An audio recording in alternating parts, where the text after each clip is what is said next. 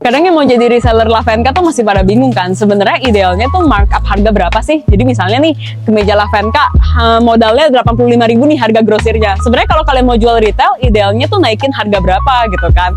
Nah kalau aku pribadi, aku nggak saranin kalau kalian markup harga terlalu kecil. Jadi misalnya nih, HPP Lavenka, harga grosir dari Lavenka 85.000, kalian jual 100.000 gitu. Aku nggak rekomen, karena kenapa? Buat bikin bisnis berkembang tuh butuh uang gitu.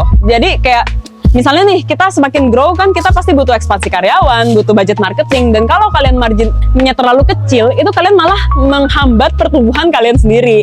Jadi kalau aku sih rekomennya kalian naikin sekitar 100-200%, karena emang kualitas produk Lavenka udah kita desain dan kita bikin biar harganya tuh kayak 250.000, maksimal tuh 300 juga masih masuk gitu.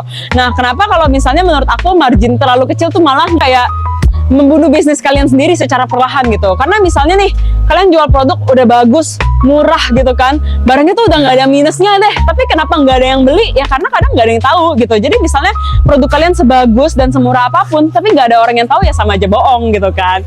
Jadi makanya kenapa aku saranin kalau kalian markup harga, kalau bisa tuh pakai persen. Jadi jangan patokan kayak misalnya semuanya aku naikin 50.000 Ci gitu. Karena kan namanya margin e-commerce apalagi ya, itu kan pakainya persen.